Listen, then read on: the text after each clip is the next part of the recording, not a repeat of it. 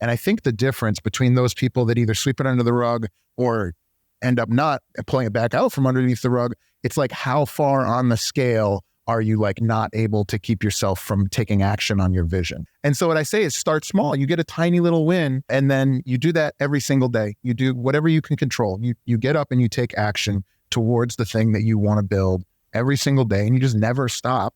And eventually you look back and you have a hell of a lot more wins than you have losses. It's just grown monumentally. Hey everyone, welcome to the Walk to Wealth podcast. If you're tuning in on YouTube or any of the podcast directories, make sure to do yourself a favor and give us a follow, because you're not going to want to miss the amazing guests I have lined up all this year. We haven't missed so far yet, and we're not planning on missing anytime soon. Let's get right into this episode. Jason, you're someone that I've been really looking forward to interviewing because you've so far helped my 2023 trajectory change a ton just from me hopping on your show. And you've been helping me grow in a lot of things that you're doing with, your memberships and everything in masterminds. And I was super excited to have you on my show because when we connected on your show, it was a great conversation. We just had a great conversation before hitting record. So let me stop on the ramble and let me get to introduce you, Jason. For anyone that has not had the opportunity to get to know you, tell us a little bit about yourself. Who are you and what do you do? So John, first of all, thank you so much for having me on, man. I've been looking forward to this all week. You're one of my favorite younger entrepreneurs that I've ever worked with, honestly, and currently especially. So my name's Jason Skisik, and I help coaches, consultants, and solopreneurs scale from 6 figures a year to 6 figures a month without hitting a wall.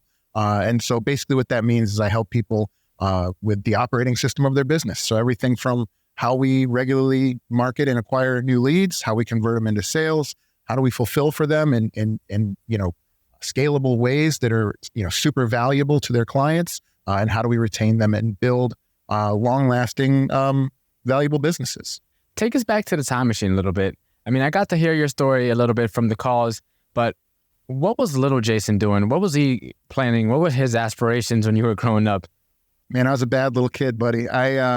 So I grew up with entrepreneur's disease. And so if your listeners haven't heard of that before, they probably have it, knowing your listeners. It's called ADD. And so in first grade, I was a terrible student. I was always so interested in learning, but I couldn't sit still. I couldn't stay focused, and I couldn't not ask why. And I think back and I'm like, if I was a teacher and I was 25, I would have hated me too.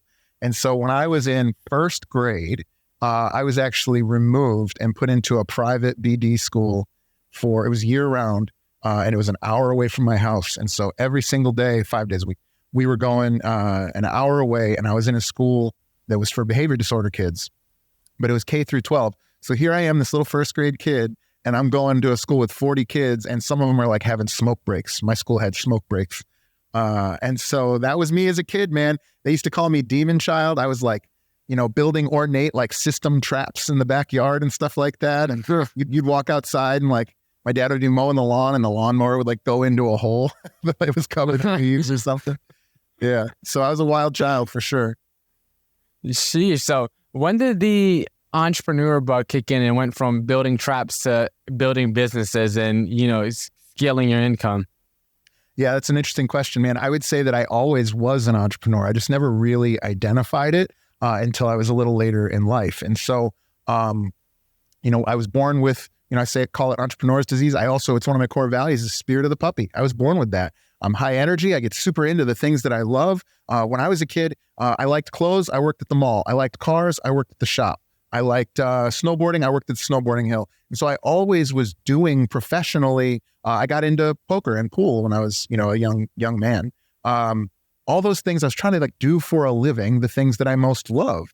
The poker and pool led me to having to go to the Army to reset and find some discipline, which is where I picked up my second core value, which is military mindset. And so that's where I finally learned how to stay focused, how to keep my word to myself and to others, how to always, lead from the front and take responsibility. And it was the combination of those two things that ultimately led me to understanding that I'd want to be an entrepreneur. Yeah, and let's go a little bit deeper on the spirit of a puppy, because you're the first person that I actually heard word it like that. And I've come to the realization from talking to a bunch of other podcasters in this space that I think we're all entrepreneurs.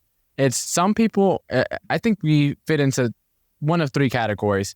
There's the people who were born entrepreneurs and they had a family that helped cultivate that, and they pretty much from a young age, it's cultivated and they just become an entrepreneur in their whole life. Then we have, and what I think the majority of entrepreneurs is they're born entrepreneurs. Then somewhere along the way, life happens, whether it's a family issue, whether it's scarce parents, whatever it may be, and it kind of gets swept under the rug, and they have to rediscover it somewhere along their way or somewhere along the journey and have that epiphany. And then there's some people, the last category I feel, that are born entrepreneurs. As I said, life happens, and then they never rediscover that entrepreneur at their last. And I came to the realization that there's no real difference between a kid and an entrepreneur, aside from the fact that an entrepreneur knows how to run a business. We're both like super passionate, dreams, have massive aspiration that most people look at us sideways when they hear. So the spirit of the puppy, can you talk to us a little bit more and tell us what does that look like? So if someone's listening right now and they may have a lot of those traits, they could identify within themselves. Yeah, that's a great question. Thanks for teeing that up, man. For about 13 years, I owned a CrossFit gym in Chicago. And the way that I would explain it is, if you were to walk in the front of my big warehouse CrossFit gyms, like 6,000 square feet at the time, and I was way in the back working out, you were going to see a big 240-pound man, probably with his shirt off, arms up, hey, how you doing? And probably my 2 dogs right there with me coming up to greet you at the front door. And so that visual is probably the easiest way to convey it. But essentially it means like, look, man, I love people. I love meeting new people. I love helping people. I like trying new things, adventurous. I am default positive. It gives me energy to help people and to see others succeed. And I think that, and I'm a very abundant thinker. I'm not scarce. I don't hide things. I'm very forward with you, man. I'll like reach out to you and be like, hey, I got more free stuff I want to tell you about, like on text. That's been multiple times. Like, let's just get on a call because I just want to see you do well. And I know that you will. Right. And so that's to me what Spirit of the Puppy is. And then the person you're describing, I just want to point this out. The person you're describing, I like to say that like visionary entrepreneurs are those people who see the world as it could be, and they just can't help but take action. And so that's me, that's you. It's like, I see this thing that I could do. Maybe it's divergent from what everybody else is saying or doing, but I could do it because I know that I can, and I just can't help but go do it. And I think the difference between those people that either sweep it under the rug or end up not pulling it back out from underneath the rug, it's like, how far on the scale are you like not able to keep yourself from taking action on your vision? You know what I mean? Yeah, and it's one of those things, man, I'm still searching for an answer. And no matter how many people I come across and try to talk to, I still can't quite formulate one. It's there's that bug that just drives you, that keeps you going. And I would say I was always very competitive. Like even when I came back to so a little bit about me, like when I was in gym class back in high school, and let's say we're playing pickup basketball, my life is on the line if I lose this game. My entire reputation will crumble if we lose this pickup basketball game that has no effect on our actual outcome of our life. But that's just how I was always. It's like super competitive in the things that I genuinely enjoyed and loved doing. But nothing was geared towards like making any impact or making any change. It wasn't until I had my own epiphany where it's like, oh, there's another way of viewing the world out there. And it's like, now it's like, for example, FedEx. If you look between the E and the X, there's an arrow. I can't unsee it, man. I can't unsee the E. Every time I see a FedEx logo, I see the arrow pointing right. And now it's like the same thing with like entrepreneurship. It's like, I can't unsee the way that I view the world now than before I had that epiphany. So let me ask you, what was that point for you that was like, man, I can't go back to the way I was doing things? What was that point for you? What was the scenery? What was that time in your life like? Yeah, it's probably not what you might guess. It was probably when I was in the Army and I was deployed to Iraq for my second deployment probably. And it was when, here we were. It's the opposite of entrepreneurship, John. That's the interesting thing. I never thought about it this way till you just asked that, but it's kind of the opposite, where I was on essentially it was like 18 of us that were tasked out of this larger group to go to this base. And our job was to dig holes, put in pipe, and pull cable. And so we were out there 7 days a week, 12 hours a day, digging holes, laying pipe and pulling cable, and some other stuff as well. But basically I was on a team of people doing a job I didn't pick, that I couldn't quit, with people that I didn't choose. And we didn't all get along that well, especially at first. And so And if you break a drill bit here, you just go to America, right? I'm saying you go to Home Depot. But there, you break a drill bit, and that's the only one you have. It might be weeks before you have that drill bit. Meanwhile, I need to put a hole in the wall right now. So we're grabbing a chisel or whatever, right? And so it was that. That was the thing where I found out that, number one, I could accomplish things, especially as a part of a group, as a tight tribe, right? Like I could accomplish things that you would never even try to do at home because you wouldn't have to. There's these things that make it easier or doable or whatever, or you could hire somebody. And so it was that thing where I found in my own self-worth and also the worth of my team that I was working with as peer, never a leader in the military. I found that I could overcome these astoundingly difficult things on their face. And then so when I got back, honestly, Jonathan, I remember I was standing on the corner at Broadway and Oakdale in Chicago. And I'm looking down Broadway, which is like kind of a cool, popular, trendy street. And I'm like, behind every one of these doors, somebody owns that business. And I can't imagine that they're all smarter than me or more capable at solving problems. And so from the military experience, I just knew that I could build things and I could overcome problems and I could bring people together, even if it was just to work together as like a peer. And ultimately that's led to more, but that's probably when it was. No, that's an amazing story. And I wanted to ask you a little bit about the military. Literally, I still work at the restaurant, as you know. One of the guys that I actually grew up with as a food runner. Yeah, we're coming soon, man. It's coming soon. It's coming soon. And one of the guys that I'm working with, by the time this drop, he's going to be deploying about 2 or 3 weeks from the time we're recording this. So a lot of people our age, well, at least my age, they want to go to the military. They don't really know what they want to do in their life. They want some direction, and they think that the military will provide that. For anyone that's trying to figure themselves out right now, this is an age where a lot of people is like, we're about to graduate college, we don't really know what we want to do, but we got a degree, or maybe they might have not gone to college at all, and it's like they might have been in JLTC in high school, and it's like, all right, I guess the next progression from here is just to go actually into the military or the army, whatever it may be. So it's like starting that journey off, how long did it take for you to really find your groove and find your step within that? Yeah, it's funny. I gained 50 pounds after basic training. So I actually had never been fat in my whole life. And I have a picture of about a year into the military where I look like Magilla Gorilla holding a banana, and I'm like 275 and I shaved my head because we were going to war, and I look just like a complete just balloon version of myself, right? And I think the truth is you never, what I left the military was with discipline, but the military didn't provide me with discipline. It demonstrated for me that if I was disciplined, that it was worth it to me. And I think this is the nuance, is I actually don't think discipline comes first. I think you need to believe the discipline that you do, those things that you're doing that you would call discipline, you need to believe that those are an investment and that you're worth it enough to where that's going to be worth returns. Does that make sense? If you can find your own self-worth, and what I found was I had to go through basic training. And from that, I got this really great thing. I got this really great result. And then from there, it was just like, okay, well, I'll keep depositing money in that bank. And so I became a better and better and better soldier. And so when I left, I just describe it as I left the military and I'm in Chicago, a place notoriously where people, New York, Chicago, these places where people notoriously are not like making eye contact. And I'm like looking for eye contact everywhere I go. And it's because I was clean, man. I was clean. I had worked my ass off. I had educated myself. I had bettered myself. I had saved up some money. And now I was here. And this is where we're going to make our mark, on this street right now, this corner. And so that thing, I've always been pursuing that. And I usually have some version of it, but I've never had it that pure, where I'm just like, I'm walking through the world, just like, talk to me. I have nothing but good things to say. And I want to hear what you have to say. And I have nothing to hide. And I think that was the biggest transformation that I got from the military. But it took me understanding, because I know I can introduce you to dozens of people that I met in the military that are wonderful people, and they didn't get the transformation and they didn't find success after the military. And I think ultimately it's because they never found, and I'm not putting words into anybody's mouth or lives, but I believe that a lot of times it's because they never found the self-worth to understand how the discipline would pay back huge ROI over time.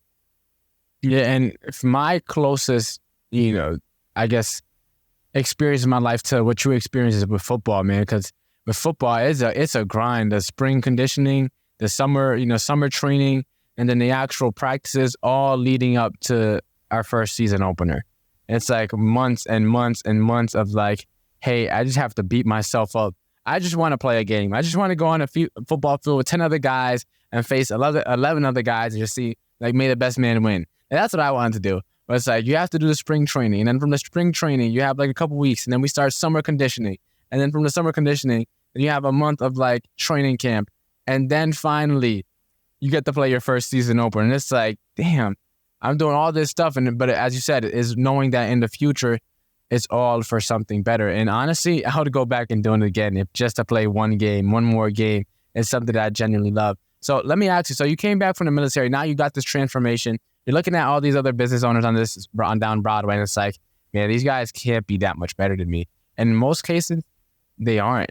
What was it like when you actually figured it out? Because of course, it's one thing to have the belief, but like, what was that point that made you like, I was right all along? Because usually there's a big gap between you have the initial belief that causes you to start something, and then when you actually have something to actually justify that the belief that you believe that so many other people may have thought you were crazy for, but it's finally actually, there's evidence to support now that it's true. Yeah, I wish I could tell you that like I stood on that street, I saw all these doors, and then I launched a business and I made $1 million my first year. But that's just not what happened, man. I'll be honest with you, my actions, I look back on this time and I envy you because you see it so much younger than I did. But at this time, I thought of myself, I had spent the entire military career gearing myself up to go to college, to get a degree in finance, and to become a captain of financial industry. And so the actions I was taking, my interest, my focus, my attention was going towards a small business. So I did two things right when I got out of the military within a year or so. But right at the same time, I went to school for finance to become a banker, which I ultimately did. And then at the same time, me and two other veterans started this dusty CrossFit gym on the 4th floor of this old, mostly abandoned building. And we're like dropping weights, and we had a rock climbing wall too. But we're like on the 4th floor, and like these poor guys are under us, and it feels like the whole building's going to fall down on top of their head. It was just the most ridiculous business ever. But it was great. But at the time, what I would tell you is I'm a banker. I'm a financial analyst. I'm this. But really all I could think about was this small little tribe that I was developing. And it wasn't until honestly 7 years in where I actually really made that my focus was to be an entrepreneur. And so for 7 years, John, I'm walking through life trying to be somebody I'm not and doing a pretty good impression. And at the same time, all I can think about, all I can focus on is the community, the tribe, the babies that were being had because their parents met in our gym, like this type of stuff, right? And so now if I feel like if I can give back something like that to somebody like you and say, hey man, I know your mom said to go to college, but you should probably do this thing that you're super passionate about and never get tired of doing and like all that other stuff. Like, man, I was driving 2.5 hours a day of commute and I'm like training like a training athlete, like a competitive athlete, and doing coaching classes and never ran out of energy. I never coached a class and left that class with less energy than when it started. And I'm the same way now on podcasting. I'm the same way now when I work with clients like you. And so to me, I can't believe how long it took me to realize that I could plug into that unlimited battery of energy just by focusing on this little business, you know?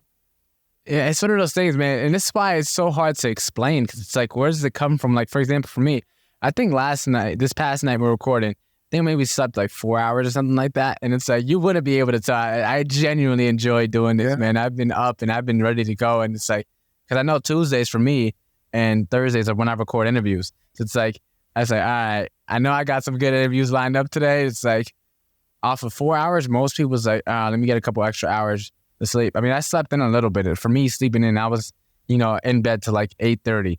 But that's a late start to my day. That's super late start to my day. But it's like, I got, up and about by like 9 o'clock and I was already getting into things. And it's like, I got some interviews lined up today. It's like, man, you can tap into this thing that's so much grander than you, so much bigger. And it's like this, almost like, it's like, for example, like with cameras, by Sony camera at least, you can plug in the battery to charge it and then you could use the camera, of course. But there's also have battery packs that are like literally charging as you're using it. So like you could pretty much just use it forever essentially. And it's like, that's the best metaphor I could use to describe it. And it's like, you just tap into this higher state of just like, man, you don't know where it is, where it's coming from. For me, it's God, but it's like you could just tap into this and just go and just drive. What was that like for you experiencing that? For me, I finally realized it took me about a year or so to figure out what it was that I do. Because I was so distracted with real estate and the restaurant. And then I was trying to do the social media thing. Before, I was trying to do the content creation side, which I realized I hated. Now I'm coming at it from a whole new angle, which is super fun because I love the teaching aspect of it. But it wasn't until like around December of this past year when I decided I figured it out. And it was like, oh my goodness. And this snowball started rolling. What was that experience for you when you realized like, you don't have to run on your own gas tank. You can tap into something bigger than you. Yeah, that's a good question. So what I would say is spirit of the puppy, man. So for me, I'm happy to be here. I would call my mom from Iraq and be like, I'm having the time of my life. I'm meeting all these great people. I'm getting in great shape. We built this amazing thing that it shouldn't have. I'm standing in a hole using a 100-pound jackhammer fucking sideways, dude. I would just think about that. I'm in a hole in 120-degree weather and I'm getting a workout. So I'm pulling like this for a while and then I turn around and now I'm pulling this way. And I'm like just happy to be here. And so part of the thing for me is like, and I wish it was a different answer that I could like pass this on to somebody, is I've just always been, I'm default positive. I try to seek pleasure, but also like, I'm happy to be here, man. Like I'm happy to be here with you today. We could be talking about taxes and I'd be like, man, it's great to see you again. I can't wait to meet you in person one day, that type of stuff, you know? And so I was blessed with that from my mother and I believe from my grandfather, and maybe my dad. Yeah, so for me, you know, I don't know if I lost the question or not, but to me, it was just, you know, here, the other thing I would say is like, it does take a minute. And so I will tell you also that like when you first start a business, there's going to be struggle and you're going to reach that, you know, valley of despair. Everybody talks about this valley of despair, or chasm of despair or whatever. And you are going to hit that. And I can tell you now, I'm almost 15 years into entrepreneurship, like with LLC type entrepreneurship. And I hit the biggest despair that I've ever hit in the middle of setting up this business. And so it's one of those things where you also you can't always run on energy and fuel. Sometimes you got to remember that you've heard that story before a million times. And who do you hear it from? You hear it from the fucking Beatles, Elon Musk, Steve Jobs. You hear about these people that went through the valley of despair. And I've just heard the ends of those stories enough to keep going, if that makes sense. Yeah, no, it's one of those things where it's like, I mean, I can't describe it either because I'm also a default like hyper optimist. I took a Big 5 personality test a while ago, like last year.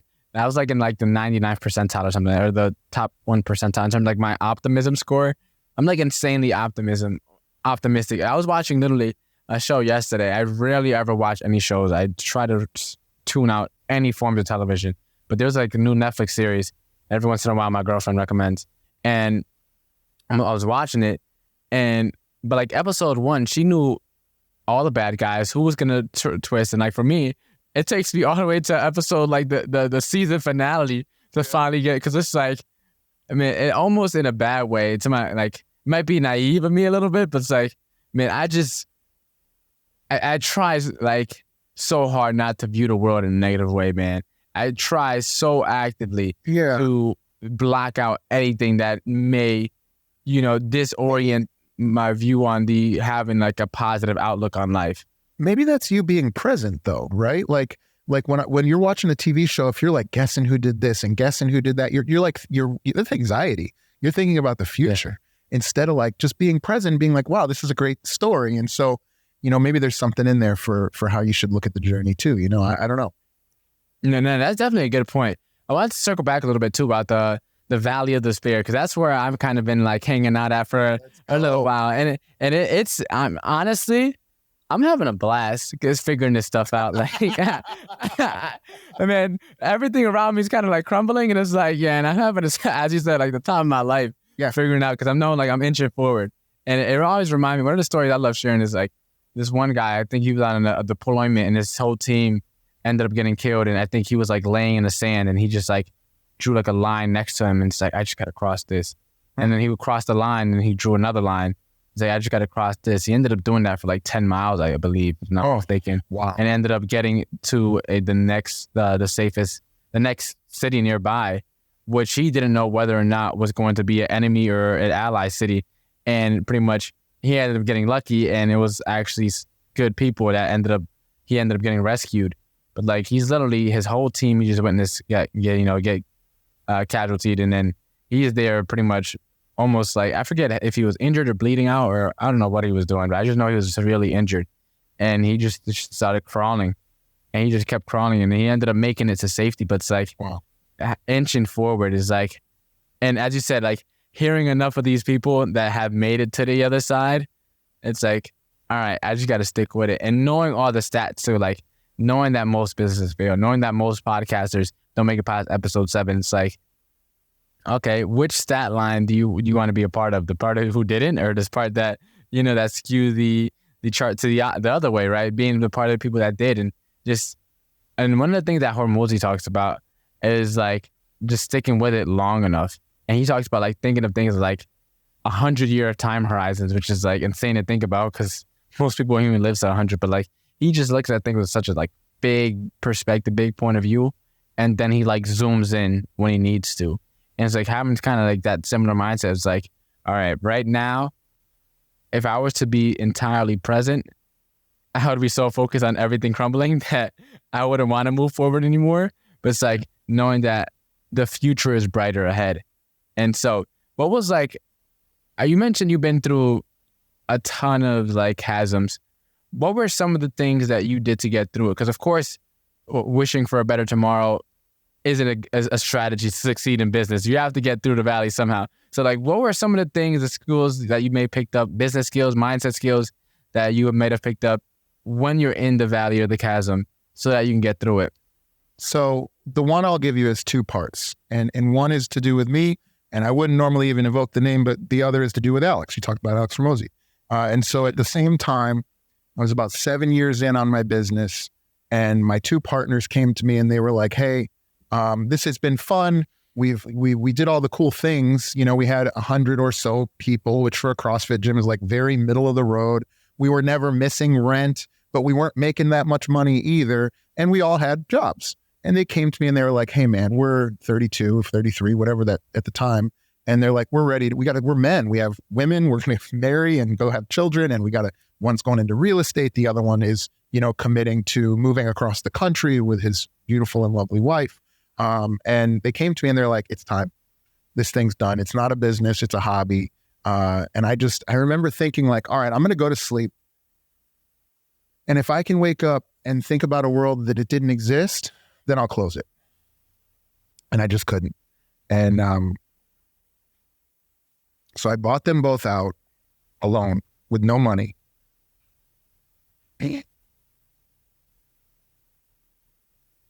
Then I hired Alex Hormozi for $16,000 that I didn't have.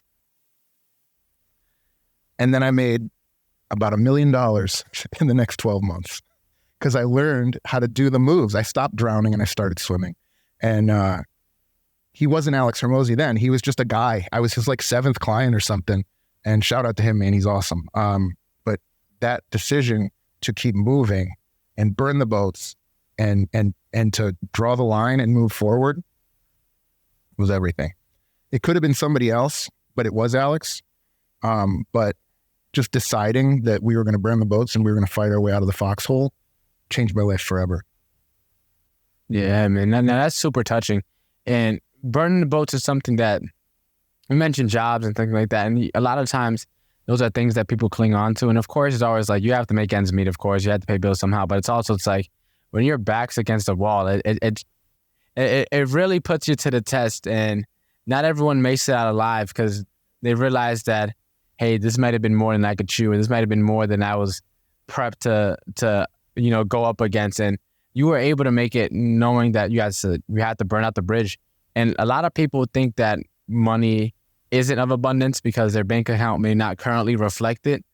What advice would you give to those entrepreneurs? Because a lot of time we're starting off, we don't have a lot of money when we have to, for example, like I'll be fully transparent. I'm not sure if I shared this with you, but I believe I have. Like I was super on the fence about joining your group, like $400 a month. That's more than what I pay for my car and my insurance. And then I want everybody listening to this know that it's a lot more than that now. Go ahead. but yeah.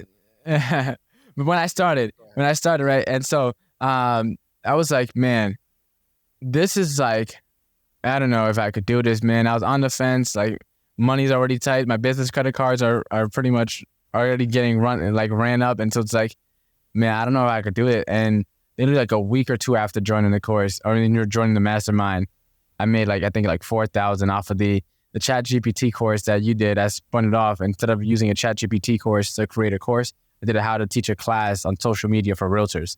And then I used pretty much, I watched the video of what you did and just brought it into my world of what I had currently going on. And then it's like, boom. It's like, and that, without that, honestly, I would have been behind a couple credit card payments, honestly. And so it's like, that helped me out. And then it's like, all right, now it's like, fast forward a little bit. All right, so it's like that's behind me. Now it's like, I'm doing this, building out this course, and I'm using the framework kind of that I got from you a little bit and putting my own spin on it from what I've experienced, what I've learned. And then from there, I ended up creating my webinar, and then boom, then I got 6 students enrolled in the course at $497. It was just like, all right, man, like time and time again, it's been proving it's worth it. But as I said, when me and you first talked about it, and then I test drove the mastermind, I was just like, man, I know this is going to come down to price. It always comes down to price, man. And it's like, do I do it? Do I not? And I was really on the fence. And honestly, for me, I was just tired of playing on the fence. And that's what held me back a lot last year. That and trying to do everything at once was like my main 2 things that held me back. It was like, as I said, staying on the fence. I was just like, man, I don't want to play in the gray space anymore, man. I want to go all in. I don't want to be, middle of the road. It's like, not saying like you have to go out and go spend all your money on a mastermind or a course or whatever it may be, but it's like, for me, I seen an opportunity that I knew would benefit me, but I was hesitant because of the price. And then after I got over that, within 2 weeks, I was like, that just justified and reinforced the decision that I made. I was like, all right, I'm on the right step. And it never became a question after that. So honestly, I lost where I was going with the question. I think I was going to ask you about getting... I got you. Can I react though? Yeah. What I would say to that is this. First of all, you just can't lose if you keep playing. I mean, I don't think America's sending people to debtor's prison anymore. And so I'm not recommending that you go on credit cards or that you take actions that you shouldn't take, or you have to always play the game like you're trying to win. But the truth is you just have to always play the game. I've been negative in my account 1,000 times in my life before. And I'll tell you right now, for me to expect to make $1 million, I certainly don't want to lose $1 million, but I need to be willing to lose $1 million. Because ultimately at the end of the day, if I'm not 100% committed to what I'm doing, how the hell am I supposed to push through when there's brick walls? How the hell am I supposed to grow to fill this new, bigger vessel? Because honestly, the only way you're ever going to grow is by putting yourself in demanding situations that challenge you to grow bigger than you currently are. And so, to me, it's like, one day the book will tell you everything. And I'm not, going to do that now. But honestly, man, you got to be willing to lose everything in order to gain what you really want, because and you can get lucky and you can be great and you can do what you do and people take it right away and you make $1 million, whatever. Great. But if that doesn't happen, you need to be willing to continue to keep going, because in my life, the biggest growth that I've ever had was growing into the new shell that I wasn't yet big enough to fill. You know what I mean? Yeah. And as you mentioned that you're willing to risk it all and lose it all. It's one of those things that I had to realize, this road, this entrepreneurship thing, it's like, there is no certainties. There's no guarantees. There's nothing. Despite that, I would pick this road 10 times out of 10 every freaking time, man. Every freaking time, because I know what it looks like when you get down to the other side. I've seen it. I've known people in my life who have done it. I've interviewed people who have gotten to the other side. And it's like, I just got to figure it out. And having that curiosity, that love for learning, and their willingness to take action is what's kind of just been driving me. Because for me, it's like, man, I could lose everything. And I believe in something bigger than me. So it's like, I can't fail. I literally cannot fail. I'm not designed to fail. There's no failure. And so many people fixate on the day-to-day, I took an L, or hey, for example, like my summit, the summit flops, right? So it's like that's just the L. Like, but that's learning. You learned how to put on a summit. Oh, that's yeah, exactly. And I learned how to not put on a summit as well, which is even more important for the next time around. But so many people will see that and just be like, oh man, I suck, and just beat themselves up because we tend to be our worst critic. Let me ask you, in terms of being a critic on ourselves, how does one overcome that? Because a lot of times in entrepreneurship, especially when starting off, one, you probably don't have a lot of people that you come to anyways that would understand you. So you tend to get in your own head because you don't really have much other people to talk to about this stuff when figuring out, especially when you're not coming from an entrepreneurial background or an abundant background. It's like, how does one kind of get over that? And we mentioned, as I said, being in the red, being in the negative, being in the valley. Like when these times start getting dark, like how do we not get in our own way? You know, for starters, this is the same thing that I would teach somebody when they were at my gym years ago, is like, look, man, if you've never been an entrepreneur or if you've never been fit, and every time you try to do something, it's failed right away. You know, it just hasn't been easy for you. You failed. Well, you sit on a little mountain of losses, and you're a loser. And so what I say is start small. You get a tiny little win, and then you do that every single day. You do whatever you can control. You get up and you take action towards the thing that you want to build every single day, and you just never stop. And eventually you look back and you have a hell of a lot more wins than you have losses, and your confidence and your ability and your skills and your reputation and your ability to sniff out deals or make rain or all these other buzzwords, it's just grown monumentally. I think that's really the biggest thing. And then the other thing is, you've never heard a good story that went the way it was supposed to.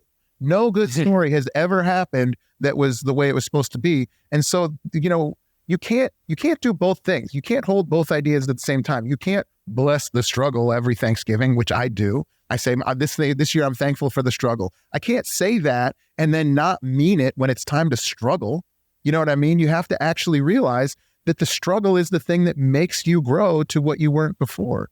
So if you can do that, and then not take things personally, another little point that's a little different is like with people like you and the other people in the group, we've only launched in November. And so I'm still like trying to poke as many holes as I can, because I'd rather be undeniable than have some sort of narcissistic tie to like my greatness or something. Fuck that. I'd rather be undeniably good, which means I need to take in the negative feedback, which means I need to hear the haters, and I need to be the man or woman that it takes to go like, okay, that's based in reality. I'm going to change something.